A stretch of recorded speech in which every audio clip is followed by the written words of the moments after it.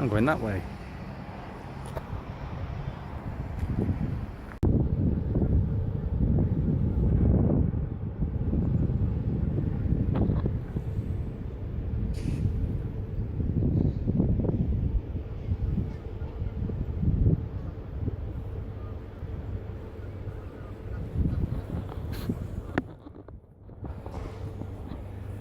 Right, good afternoon everybody.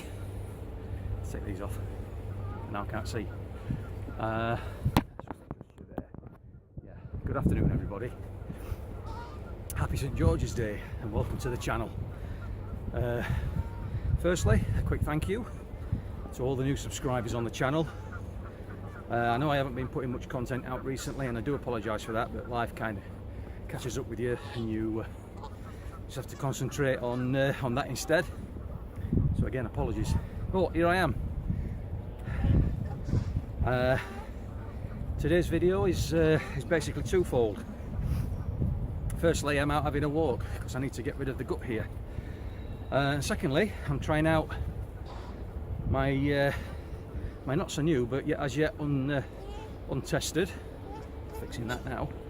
Yeah, the untested 3F ultralight gear 45 litre backpack. You can see on my bike right there. So I bought this pack basically because I wanted to cut down on the amount of gear I carry when I go hiking. Certainly for 3-season use.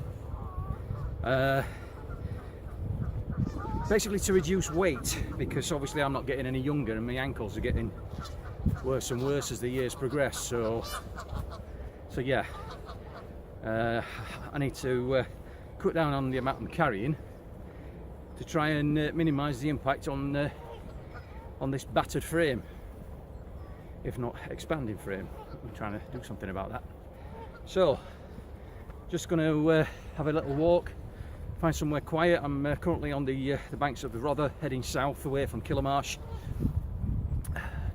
and do a bit of a show and tell. It's not a review, like I say. I bought this pack a couple of months ago and it's been sat in the junk room waiting to be tried out. Anyway, enough waffling. You can hear the geese in the background. Let's get another half mile under our belts, and then we'll see about doing a bit of an unbagging. Catch you in a bit. Okay folks, so this I've just stopped probably halfway between Killamarsh and Eckington. Nobody about, so ideal place to do a video. Right, so as you can see, this is a frameless pack, and the frame in this case is supplied by one of the Chinese Z-Lite clones. It's a full one. I haven't taken any bits off it. It's got the insulated back there. It's surprisingly comfy. I thought I might feel those straps that hold it in place, but I don't. My back is sweaty, but I do get a sweaty back anyway because I do perspire when I'm exercising. The hip belt is nicely padded and has got pockets built into it, and it does in the 2 miles that I've done since walking from home, doing a good job of transferring most of the weight from my shoulders to my hips. Incidentally, this pack before I set off weighed 12 kilos before the addition of the sit pad there. So I'll just flip it around now so you can see what's on the front there. So on one side I've got on the left I've got 2 litres of water in a recycled pop or soda bottle for our American audience, if there is one. And on the other side, in this pocket, I've got my Brew Kit, which I'll show you in a bit.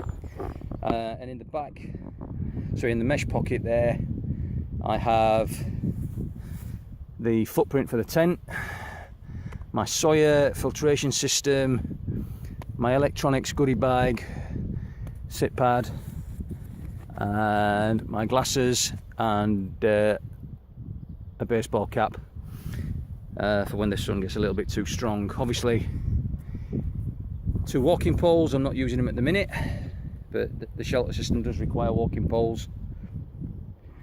And that's pretty much it on the outside. It's all very functional stuff. Got loads of adjustment on these straps, perhaps too much, particularly on these load lifter straps. These are horrendously long. Sorry, getting you out of frame there. These straps are quite a bit long, probably, I don't know, 6 to 8 inches longer than they need to be, but they're doing the job.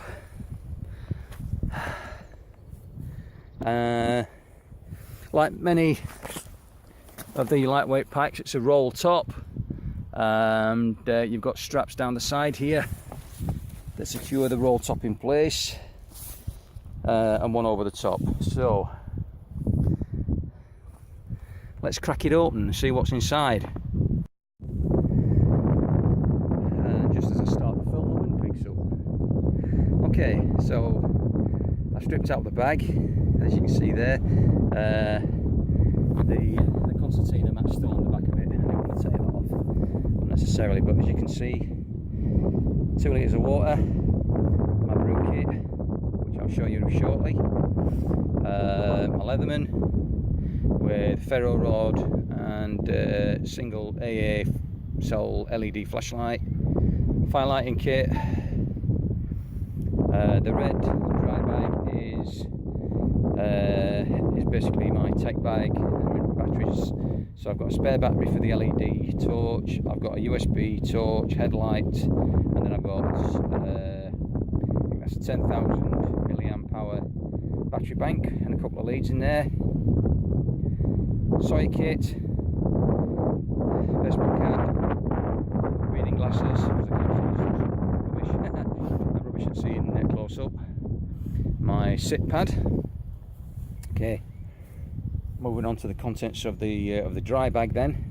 Got the dry bag itself, which is the dry bag issued with the British Army 45 litre patrol pack. It's a pair of cheap carry-more gloves, very warm though, to say how cheap they are. And they've got like stippling on the palms so that you can you've got grip. By the way, those are the gloves I wore when I was up Gunnerside when we had the snow, so yeah, they do work. Okay, I've got the OAX Roam 200 sleeping bag. Despite it only being a 200 rated bag, it is surprisingly warm, and it's not that heavy, a bit bulky light, but never mind.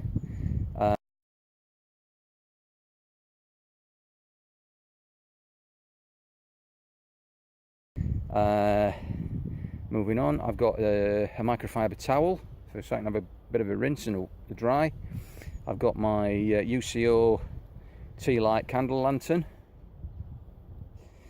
Okay, then moving down here, I've got my what I class as my my tent gear. So I've got a complete base layer change of clothing. That's a long sleeve base layer top, base layer long johns, spare undies, spare socks, and my hat. Now this is kind of an optional extra, as obviously it gets warmer in the year, but this is my softy trousers. Really good for putting on when you get to camp, and if it's not raining out, you can sit outside the tent at night under the stars and be quite warm with the addition of the jacket, which I'm about to show you. Then above that, that's my my air mattress. Used it once up at Malham.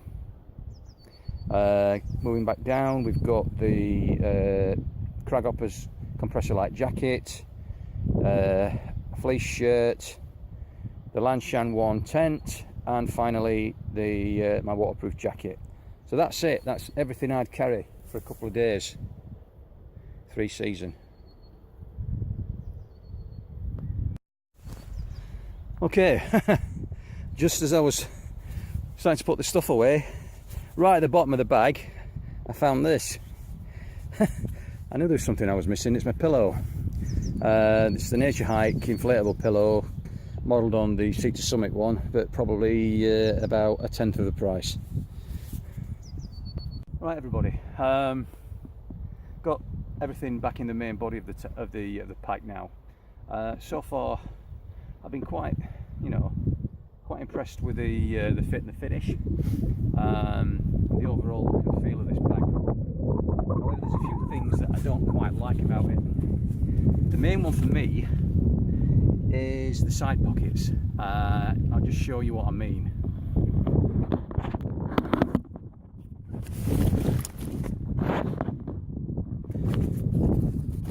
Okay, so your side pockets are fairly big, and they've got an elastic draw cord, a compression strap above, elastic draw cord here, compression strap above.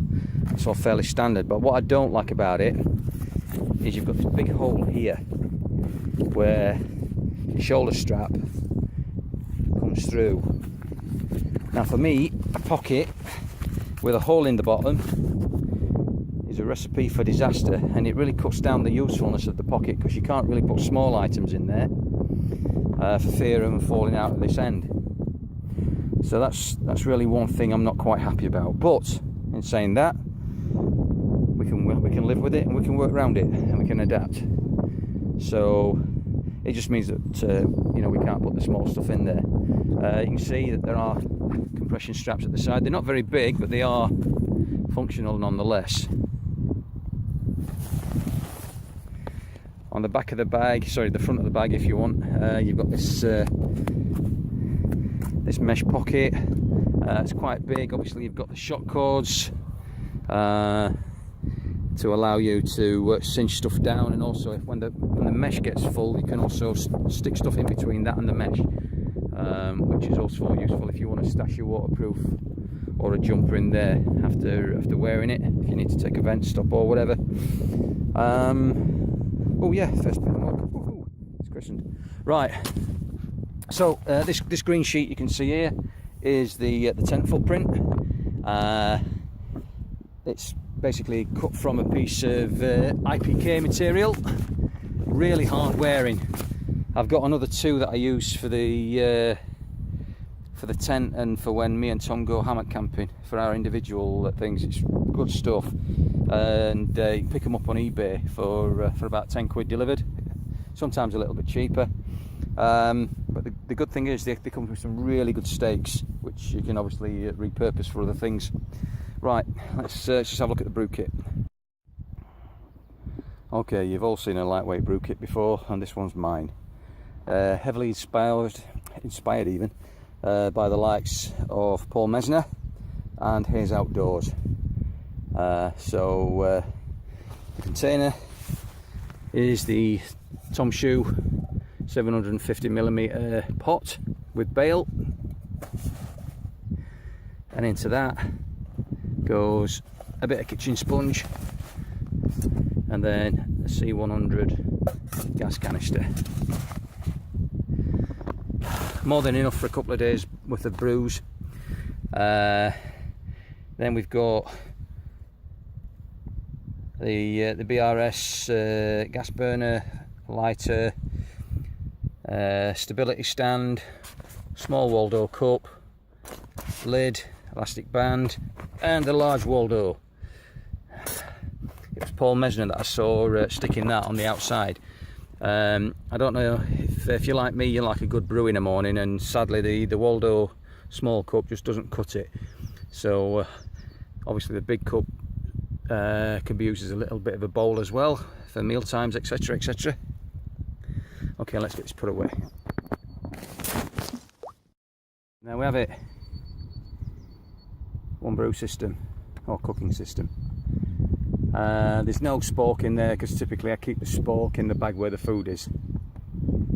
I've not brought a food bag with me today, because literally I'm just out for a couple of hours, just to stretch the legs and what have you. But this sits nicely in the side pouch, just out the side pocket just here, for easy access. So I can get that going, get some water on while I get me you know, the food and the brew kit out. Right, that's it. I've just got to roll the footprint up, and we're ready to rock and roll. Catch you in a bit. Okay. Right, obviously, I said before that I didn't have any food in the bag. But you can see here, there's plenty of room for the expansion on this expansion collar, which is probably brings the bag right up to about, if I can stop it from, probably up to about that height, with the help of this strap here. I'll keep everything in shot. Right, I'm just going to have a quick slurp. We'll be on our way. Okay. It suddenly occurred to me as I was getting my pack on that some of you may spot that there's a few items missing from the equipment that I've just shown you. First one, a whistle. This pack doesn't have one built into the chest strap, unfortunately. I do have a Perry whistle, but it's not with me today. Second one is a compass. If you've watched any of my previous videos, you'll hear me go on about how you should always have a map and a compass with you. Well, seeing as I'm walking basically around the villages around where I live and the countryside in between, I don't really need any navigation aids because I know this area like the back of my hand. I don't expect the weather to turn, not until tomorrow. And then the third one obviously is a map, for the same reasons. Normally, if I was out on the hills, I would have all three. So there you go. Cheers.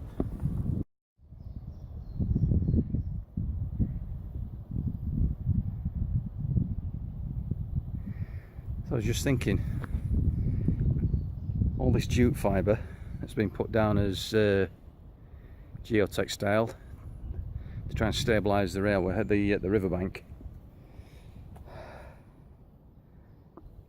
Make a nice bit of tinder. Just saying.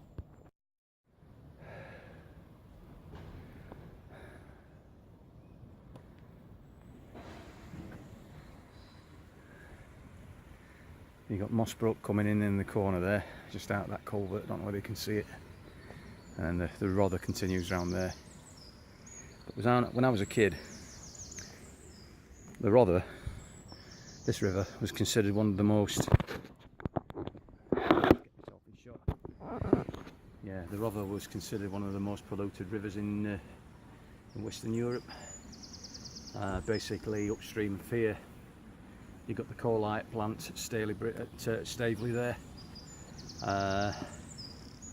and you'd also got the Orgreave coking works a couple of miles downstream. Between them, they're pumping all kinds of garbage into the river. So it's cleaned up nicely though. In fact, there's some really good fishing there. Just downstream of the site where Orgreave used to be. And I know my dad's fished it, and he's had some good barbel out of that.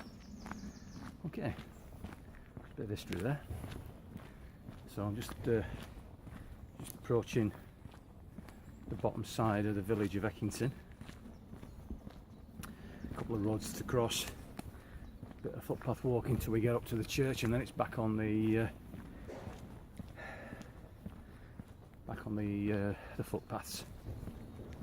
So we'll catch you in a bit. Spring has well and truly sprung.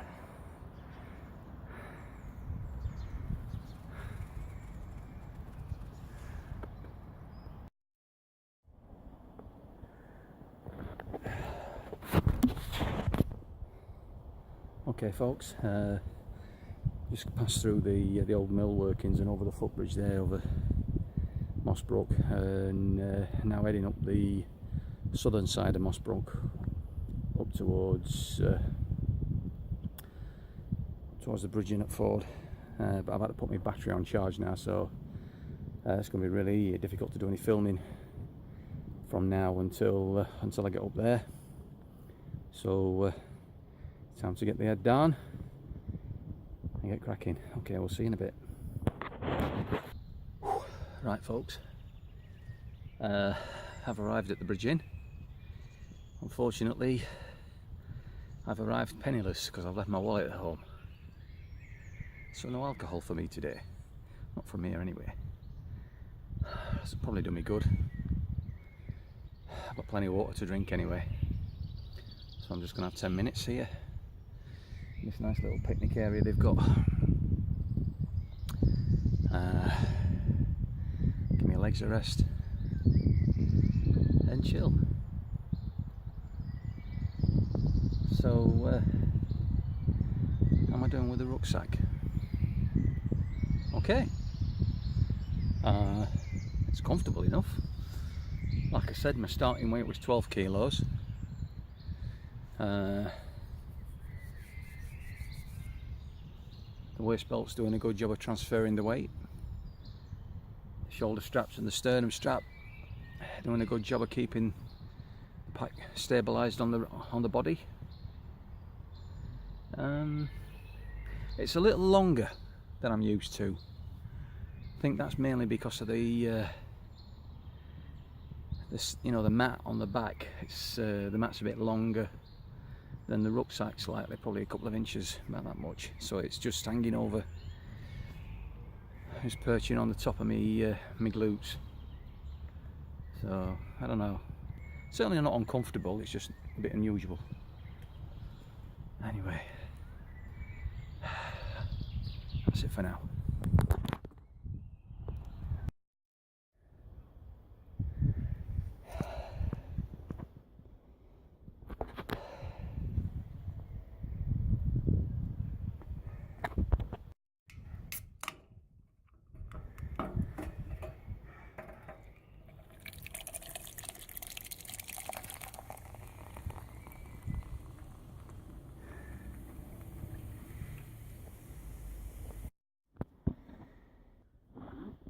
Right folks, I'm home.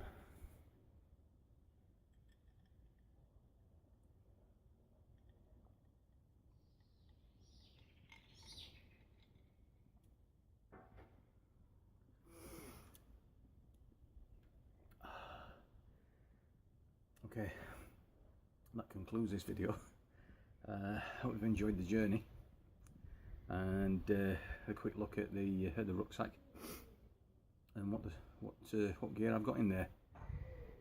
And it occurs to me there's still one more vital piece of equipment that I left out. Two actually. First would be the first aid kit.